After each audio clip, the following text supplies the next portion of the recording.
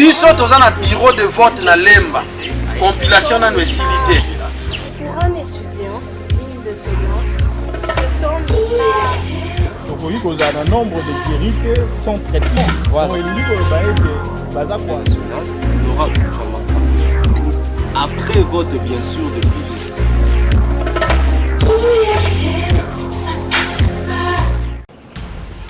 Est-ce que c'est un bras de fer ou encore un règlement de compte entre l'honorable Jean-Marc Kabound et Madame la Présidente de l'Assemblée nationale, Janine Mabound? Parce qu'en voir tout ce qui se passe au sein de cette institution, nous avons d'abord insisté à la destitution de Jean-Marc Kabound et maintenant nous voyons encore l'interdiction plutôt d'accès de l'honorable Madame la Présidente de l'Assemblée nationale, Janine Mabound, et sa suite, tous ces guerres d'esprit, ce bras de fer, nous allons essayer un peu d'en parler avec nos deux invités ici sur plateau. Le procès des 100 jours aussi, hein, d'autres parlent déjà d'un état de droit en marche, et par contre, d'autres personnes parlent d'un état de choix ou d'un état de sacrifice ou encore plus loin d'un état d'ingratitude. Et l'affaire Covid aussi, parce qu'on a encore prorogé l'état d'urgence de 15 jours. Nous allons essayer de parler avec nos deux invités ici sur le plateau dans votre émission Point de vue sur l'actualité à travers votre chaîne YouTube du JPO TV. Mesdames, Messieurs, bienvenue à vous tous. Bonjour Ndeko Capresse. Bonjour Ndeko Polycarpe, santé ça bien, merci beaucoup. Nandengo bengi biso l'émission. Nikolo Ilanga. Non, Ilanga c'est bon, ça climat mon beau cha bato l'aise. On kola ta moi kekele na yo, uzaka le motokate. Na bato ba ina mbongo te pona somba mituka. D'accord, Ndeko Capresse. Kiwaka to rappeler que ça membre ya nouvelle élan ya Adolphe Muzitu. On pense au toza na maître Sylvain Kapinga, bola mon émission na biso. Merci Ndeko, na ndengo pesinga maloba et puis on a profité pe na pesa bandeko nyonso o ba landa biso et c'est mo pe tonde pa na ngapo na ndenge o inviter ngai ko lelo na kati ya émission. Il faut biso to yaka poto lo baba e bazana temps wana ko lo baté ba yo kakani to ko lo parce que nazo rappeler que ba débat il faut la constructif pour pesa ba tumsu mayele ya ba ye ba oni ni biso to zolo. Merci beaucoup, maître. To kota directement dans ce sujet du jour. Nous avons assisté à la démonstration en force.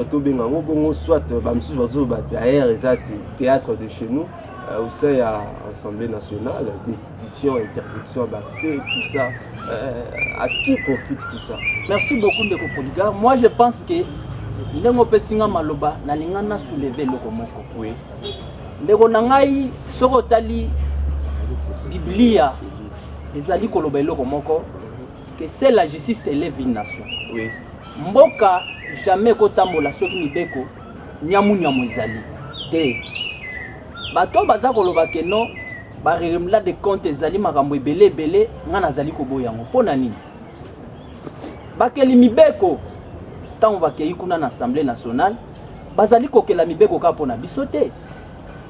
Tala boni mibeko tango salami ba bengi yango na monoko ya lopoto séparation ya pouvoir. Oui. Ezali na oyo ba bengi pouvoir nyonso eyebi bisika nini ebandi bisika nini ezali kosuka. Mais ndeko na ngai elobi te ke collaboration kozala entre ba pouvoir wana na yango mukolo lelo. Honorable Jean-Marc Kabound azali mutu oyo peuple ponaki etini pa lobela bango. Mais tango akomi kuna aleki oyebi bien ezalaki na émission ya moko na bino de konabi soto ko sala publicité wa te Christian Sakweno. Oui. Oya Kabound alobi congrès coûterait à peu près ndeko na ngai. Mais boni ndeko mambaye azali ko condamner ndeko Kabound ala kisaye ba preuve. Maître Malembe. Dossier il y a Jean-Marc, il y a décision, initiation et pétition ezalaki Madame Janine Mabound te. Tenga alobi Mabound, alobi Mamba. Mamba voilà. Ndeko Mamba ndaye. Alobi Kabound ala kisaye boni bayela ka bango mosolo. Comment congrès ko coûter 70 millions te. On va député bazaki informé te. To ba député bazaki informé te. Mais yango ndenga na zongi. Oui. Mais ndeko. Soki ya banda ko luka ayeba.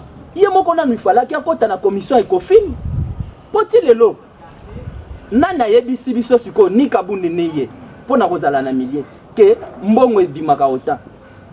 Est-ce que mamba sali musala wana sali yangote population batikali siko na stand by mais pona kozongela ndeko mamba azalaki mutindami oyo batindaki po aya koseko wende ko Kabunda na ko développer yango ndeko maître mais kasi na destitution à Jean-Marc Kabunda abimaki alobaki kasalaki déclaration mo que non abimi tête haute effectivement voilà mais comment ça fait-il abana Rolanda babiloko parce que na minso to lobaki Assemblée nationale ezo boité à cause ya makambo ya Jean-Marc Kabunda tikala kosala Kabunda zali élu du peuple Kabunda za respectueux ya mibeko tango na ye bato basali kabane balongola yo mais yo otali olobite ngai je ne peux pas me faire justice nakende ko simba mibeko oyo chebiso likolo pote nazwa makoki ya soki ete babeti ngai na kati ya justice nazongi soki kaka justice yango moko epesinga makasi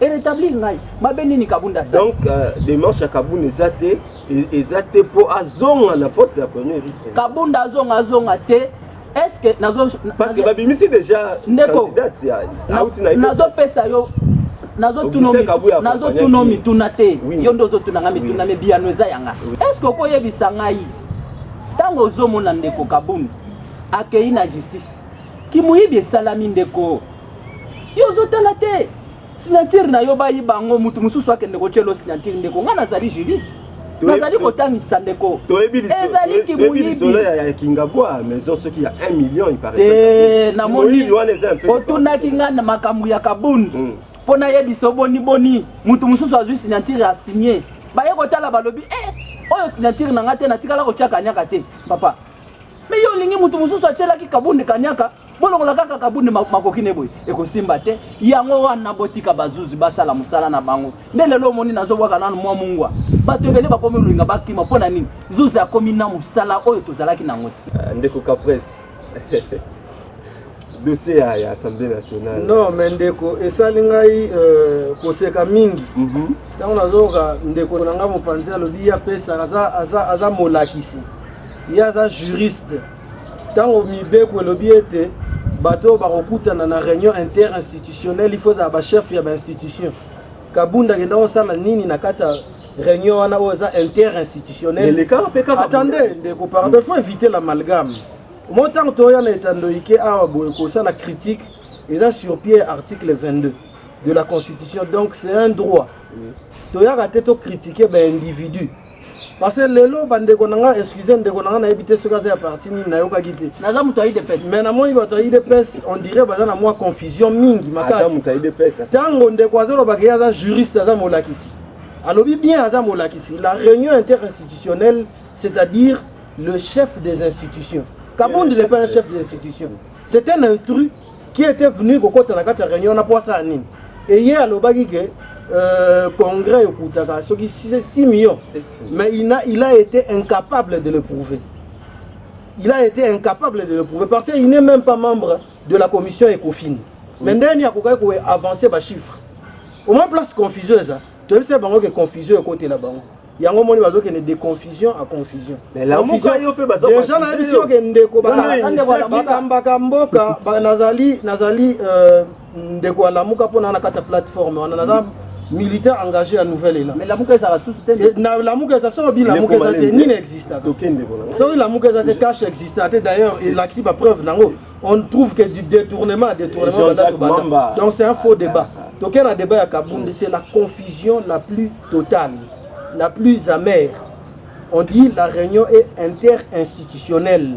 On suppose le président de la République, le président du Sénat, le chef du gouvernement, le premier ministre et le président du Parlement. Il y a quelqu'un qui a une réunion. Non, réunion coûte. Non. Il faut éviter des abus. Il faut éviter la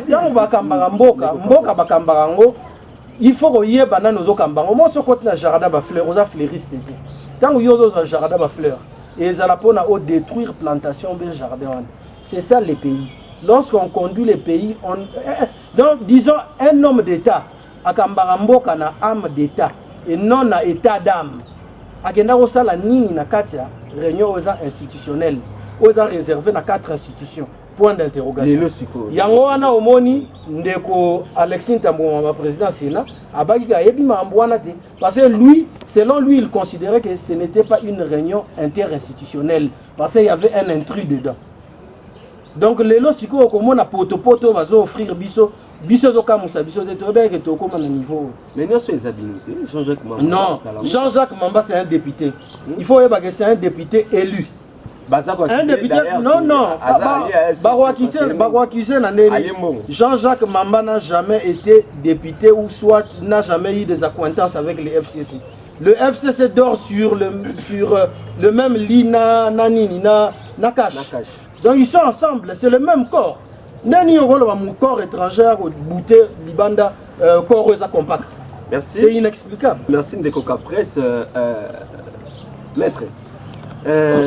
Lelo bato baza fait comprendre que le phénomène ezoleka IDPS abimisa déjà candidate ou à remplacer au chef de l'État est mon déjà apporté qui doit sur elle et puis candidature na ezaki accompagné na secrétaire général Augustin Kabuya mais comment la situation n'est-ce pas ils ont quand même na des avantages à IDPS ndeko avant de répondre aux questions, c'est là que nous avons na une minute. Mais ndeko, ce que na lamuka ezapasi. Jean-Jacques Mamba awa, muzi nani ndeko nanga Jean-Pierre Bemba na Moïse Katumbi. Ba uti ko condamné de marche azo sala. Yami balende ko abandi lamuka sika. Atuna ndeko nanga yoyo nani Matungulu aza wapi? Ya bandi lamuka koleka ndeko Matungulu. Ndeko Matungulu lelo aza. Alobi te Félix Tshisekedi mwana mboka lokola ozi bokonzi totonga mboka azo sala pona mboka mais yelisanga nanu soki azolo ba kebiso tozana confusion totale eza pa na bango bino nde bozo kamba te zela omoni même soki ndeko yo betaka ndembo oko finga mobeto azana kati ngaso nazalaki mbele na zwaki bale na sali bubu na te oyo ezali mutema mabe nazo ebisa ndeko bo Kabon Aza élu à peuple. Et puis, ce qui a attaqué naza molakisi, na yebi eloko na sala te, mais ndeko. To benga kango mibeko ezali forme. Ba respecter eloko moko te na démarche ya Mamba. Et puis azo sitelenga Pepe Tambwe. Pepe Tambwe za modèle te. Yo depo yebi musée nazo pesa ye histoire ce qui a yebi te. Musée benga kanta Mamba. Agglomérat des aventuriers Peta Mamba rebelle.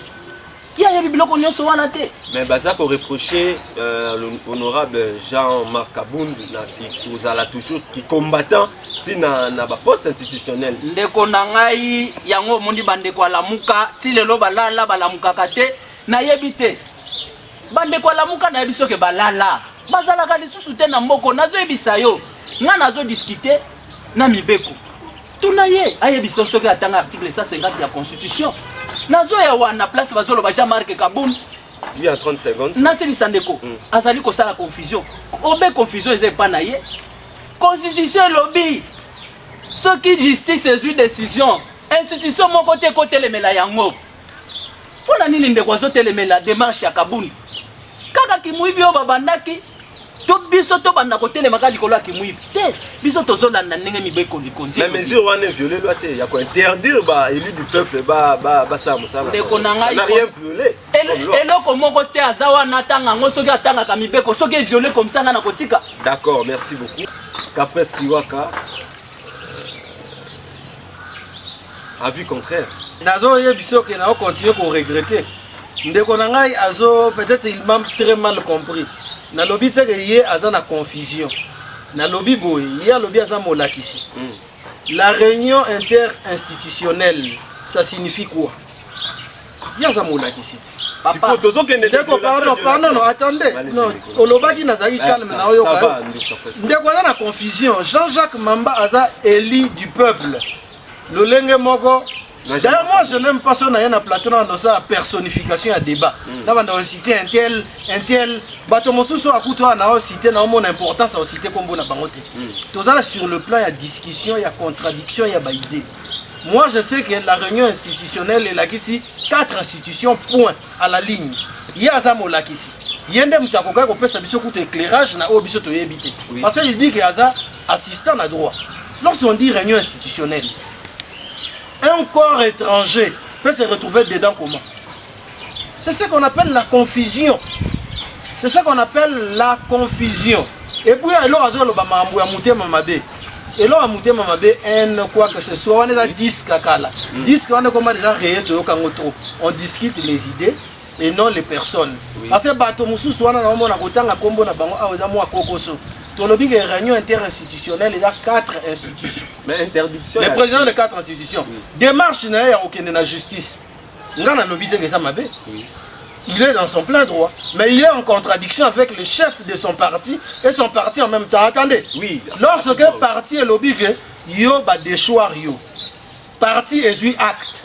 Et d'ailleurs, tu as place confusion. Il y a un texte dans le parti. Nulle part il est écrit un président AI. Et ça là, il y a un texte dans le parti. Attendez, attends, juriste. Oui. Attends, ça là. Après, ça court, on a droit. 30 secondes. Dans le texte dans le parti, nulle part on a réservé la mention du président AI.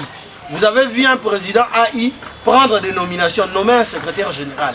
Et le secrétaire général, par ricochet, la tourne non, bisoto désigné candidat, ça sera lui ou jamais. Et le parti, après, il y a un rebondissement. Le parti a désigné une tête autre que lui. Oui. Bon, si autant que le parti a désigné Moutoumoussou sous la poste, et de surcroît, il y a une autorité morale na bango. Andimi candidature ou a apporté yango. Oui. A sanctionné, après ça, une mention positive à l'objet candidature yango. Yo maintenant, oye, campagne ça m'a dit des gens à vote. Yo maintenant, oye, au côté en contradiction à partir aucune justice. C'est ce qu'on appelle la confusion. La confusion, c'est la contradiction. Il y a pas idée au binomo. C'est la confusion. Peut-être la stratégie. Non, quelle stratégie? Quelle stratégie? Parce que lorsqu'on dit le chef dit on s'incline, le parti a dit. Tu vas maintenant partir au débat. Il y a un raisonnement à partir pour d'accord, maître Capresse. S'il vous plaît, nous avons fait Maloba. Nous avons 2 minutes. Dans 2 minutes, on va aborder directement le deuxième sujet. Parce que toujours le procès à Vital Caméra. Mais 3 minutes, non, 2 minutes, pas 2 minutes, 3 minutes. Okay. Quand tu rebondis, c'est puis au lobby. Nathan Ndeko. Rapidement. Nazo komona kezo kamusangai. Ndeko yebisi ngai ba réunion oyo ekotaki boni kabunda kendaki kokota kuna. Mais ndeko na ngai yebaka ngo ke mibeko tambolaka na principe na exception. Mais il avait violé. Non, eloko ya ko violer za ndeko na ngai ezalaka exception d'abord elandaka principe. Ozolanda yango tango nga na lobby kende ko ndenge na moni avandi awa ayebite ke kabunda zalaki na droit na ye idp sezali maître d'école ozomona lelo bango nyonso ndenge bazawana papa Etienne Tshisekedi wa Mulumba mukongo akoba nani aleka kuna te.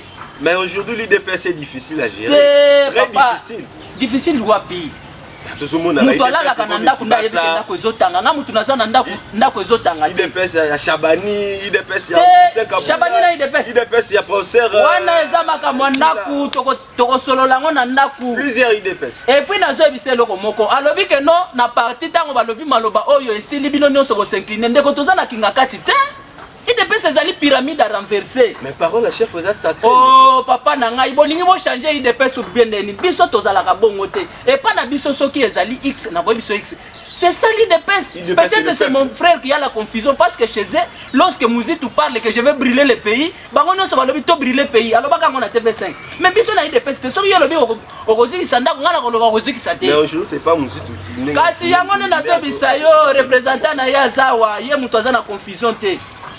Pour kozongela nazo bisande kwa yebake mibeko zalaka na principe na exception.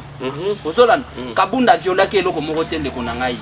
Biso ko tutoye combien de fois bato baza ya kala ba violaki makambu. Mais loi et lobby réunion interinstitutionnelle il faut ka moto molo papa ya ba institution na yebiso que loi zaka na principe na exception. Wana il faut sikoyo aya na memele théorie ya boucle wana nda koyeba ngo mais biloko nazolo ba weza ya likolo ako comprendre ngo tele na couloir j'ai le temps na kosola na ye aya na kopesa matière d'accord procès pour le bic na papier ako commencer d'accord atikala koyoka ngo ta yoki ngo lelo procès à 100 jours ndeko na ngai procès à 100 jours ngai fona awa longonya na mokonzi ya mboka Félix Antoine Tshisekedi Tshilombo po ngai ndenge naza boye banda na botama natikala komona te po na mbala yambo na Congo batraîner directeur ya cabinet au président livré ndeko kolandaka bato la muka te bango même ata Yesu aye na émission aye biso caméra ozayo bato la muka bakondima te bakoluka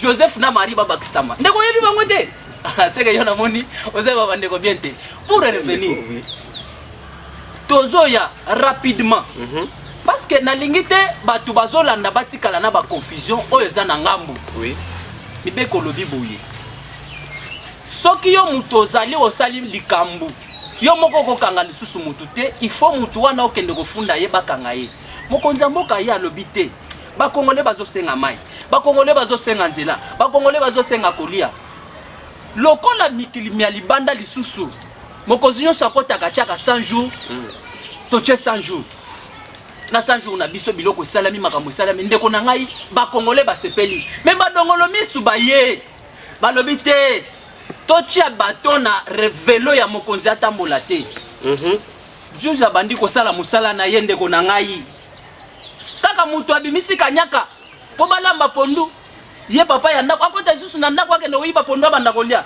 yo so monango wapi mais après ezaki tangible vraiment te ezaki mingi ndeko peut-être ya détournement ta ezosalela nga défaut détournement ezalaka ndenge nini mutu ayibaka na infraction à détournement mibeko lobi aza lokola chef d'orchestre aza lokola manager soki nga na vandi awa na pesi wana na pesi oyo sima na ye koloba botala bisika nini tango naliaki pondo mafuta ekangi nga na nzoto te nayebi kokoloba ke détournement préveza te mais préveza ndeko na ngai yo olingi naloba na monoko nini il faut redémontrer yango nde nalingi sikoyo nalakisa rapidement nini bongo ebimi ekei nazozwa kaka ndakisa moko mbongo ya 100 jours ezokende na Samibo biso Ecobank nde tokozwa ngo leta pe mikanda esinyami ndeko mbongo elongo na Ecobank ekei na Rabank ndeko na ngai ata yo moko même mwana muke oyo auta classe akoyebi soni na ndaki gouverneur aba ameka un peu expliquer le ko expliquer nini ndeko balobi mbongo ezokende na mais Ecobank nde falaki ni solo kota na ba devise te ndeko na moni ozokotela batala muke ayebi si yo ke mbongo elongo na Ecobank ekei ya bank ndeko détournement azoluka eza ndengeni te zuzi nda sala musala na ye ngai mibeko ezo interdit ngai ya koloba ke zuzi asala musala na ye to akonana te kaka ndenge leki zuzi soki amonike kanyaka eliamaki tozali koluka po lobi meme bato bazoloba wana badosie ezali peuple azoganye nini na kasi yango nde nalobi ke kaka justice nde tomolaka kita ndeko soki kaka babandi kolandela bakolandela na bato oyo batonga bandako na moko bakokanga bango te yo yebi bango te bakokanga bango ndeko loko wana olobi maître je pense que bato batonga baza de partout même au sein ya IDPS soki bazali biso tokoloba soki même bato ya IDPS soki bazali bakanga bango oui merci beaucoup mais bakombo ezalaki cité toboyi te ndeko bamisusu bakeli poto même na famille présidentielle te kolanda te maloba na maître na kozonga ndeko ka presse avis contraire comme je t'ai dit toujours ezosekisanga mwa moke ntango nazoyoka ndeko azolobake na réunion interinstitutionnelle je fais le rebondissement ya olobake exception ezali non dans le règlement intérieur ezorégir cadre wana nulle part on a soulevé l'exception. Sinon on allait dire même un chef du quartier pouvait se retrouver dans ce cadre-là. Même le gouverneur de la ville de Kinshasa pouvait se retrouver dans ce cadre-là. Non monsieur, c'est faux. Vous êtes un enseignant, vous supposez. Il ne faut pas venir raconter des choses ici. Oui, mais... Donc voilà,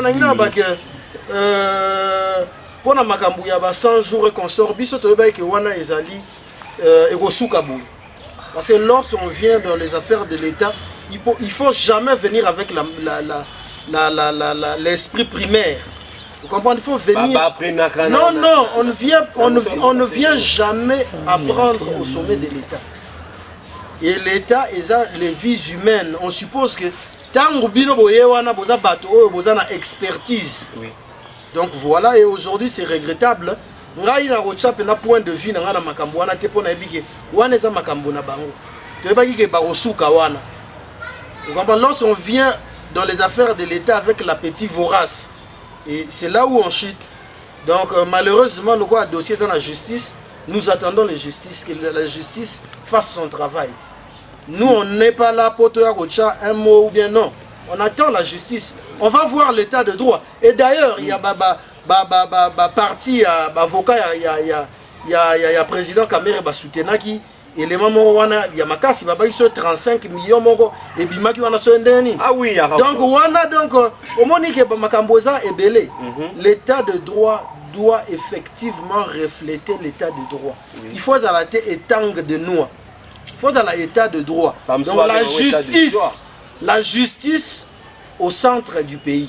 Et ça la justice où il y a un rendement de compte, ou soit justice où il y a moto intel à critiquer. Parce qu'on ne critique pas les individus, on critique les systèmes de gestion ou sa politique publique en Boka. Moto intel à critiquer, il faut au Kangaï, non. Ça, ce n'est plus une justice. C'est le rendement de compte. Donc il faut voir dans ces concepts là-bas, mais côté là vraiment justice d'ailleurs. Point est belé. Donc mon point de vue est que la justice fasse son travail, merci. Que les responsabilités doivent être établies. Merci. Donc, merci moi la Mboka presse toujours clôturer na dossier à 100 jours pour te côté na faire à Covid. Une minute na yo. Donc on débordait pas une minute. 37 millions. L'avocat Vital Kamere Basouleva qui 37 millions au DG Arab Bank à Zomisaki. Balinga qui ba eke wapi. Ba poser question à la ministère public si je ne me trompe pas. En tout cas, cette fois-ci, je vais quand même me faire quitter de la Mercedes à la pirogue pour expliquer ces choses. Je vais même me pendre sur la croix parce que c'est très très grave. Imaginez-vous, Moutozo tourne à 37 millions. Oyo ezali, mongo euti ya caution. Babenga kango caution. Moutoya lobi, l'État n'a koki mate. Mbongo angoy. Figurez-vous que mbongo bongo, baya kopesa yacha na poche na ye, ou bien bisika ekendaki na caisse ya l'État. Babenga ba Congolais nyonso akomasa oyo aza na malemankulu. Congolais aza na ebite bowende, baya kopesa ke mbongo yango ezongo. Donc eza na caisse ya l'État. Mbongo eza na caisse ya l'État ndeko pona nini biloko eza ya mike. Ma foi. Et c'est là où je comprends que les Congolais, il faut tout faire la mise. Bon, on a des Congolais, ils ont une caisse à l'État.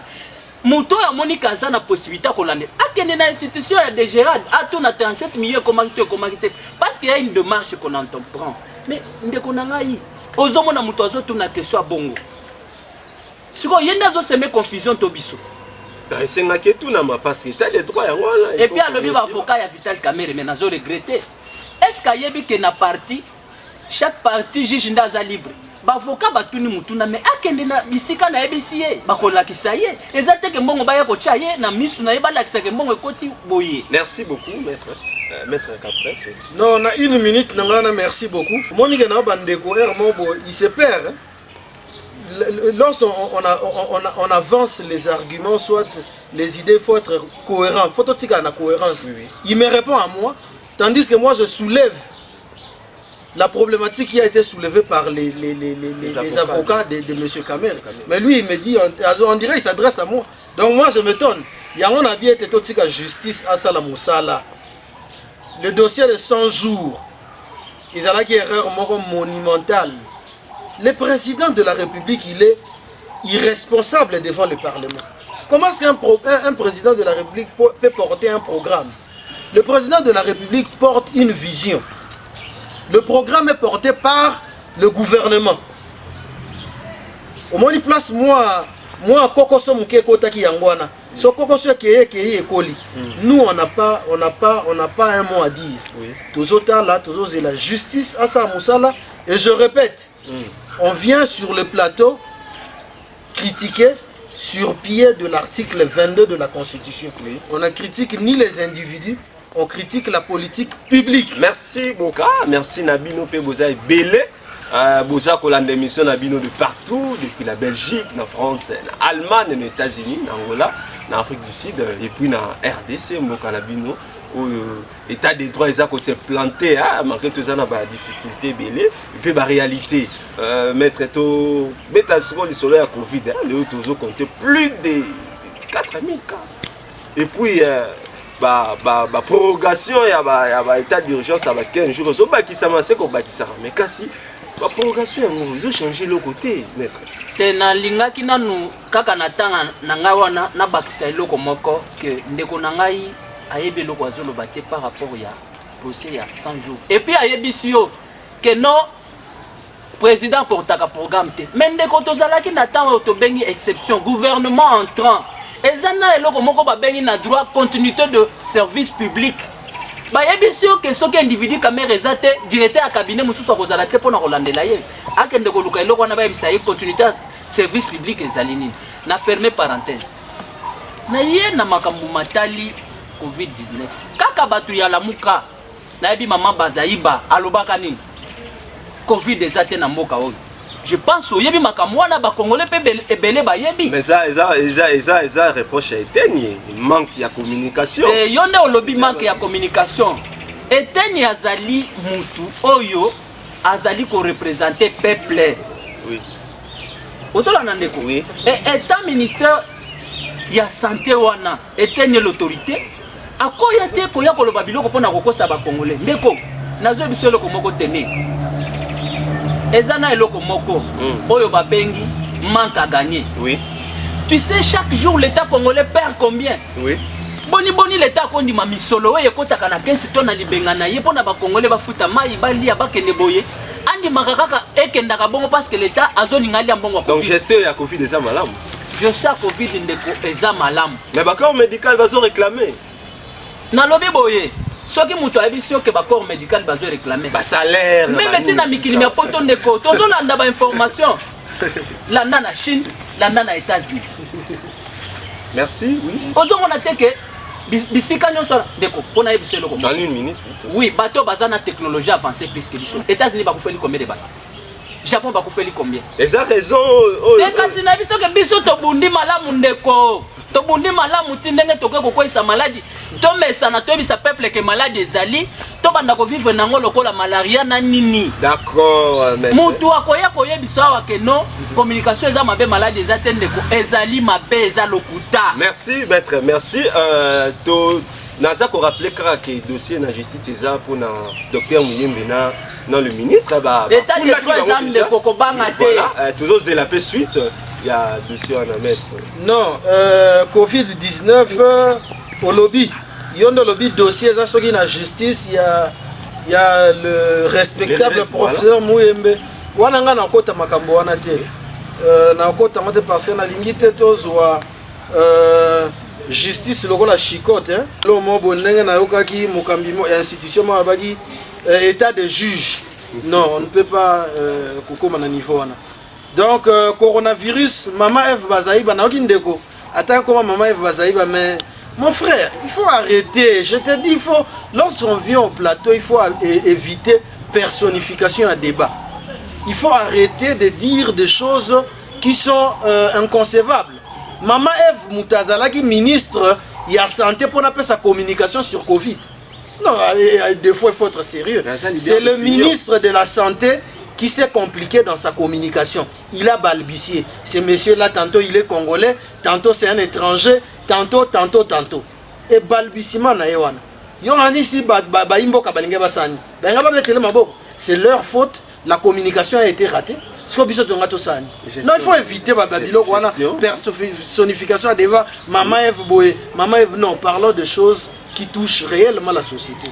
Covid-19, gestion en haut, il y a des failles, vous comprenez? Il y a des failles et il y a des côtés qui sont positifs.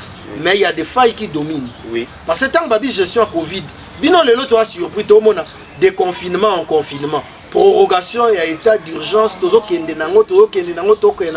et ce qui est grave, sans mesure d'accompagnement. Qu'est-ce que dit la Constitution? C'est un juriste.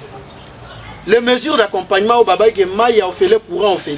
Je te dis chez moi, de l'eau depuis qu'on avait commencé la saison de pluie, il l'eau maille maté. Tous les gens maïwana.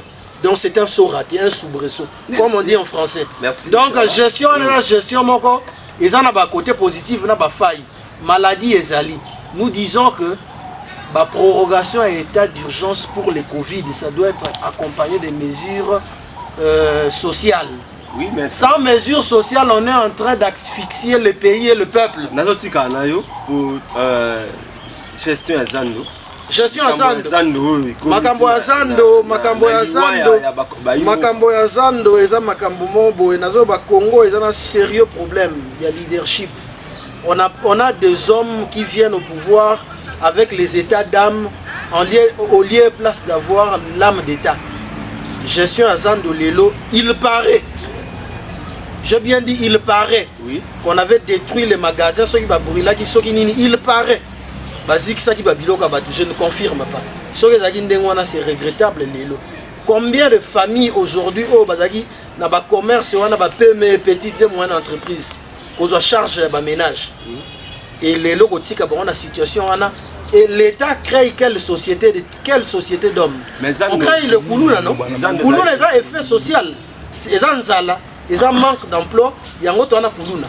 Mais maintenant vous faites des choses pareilles. Vous créez quelle société demain?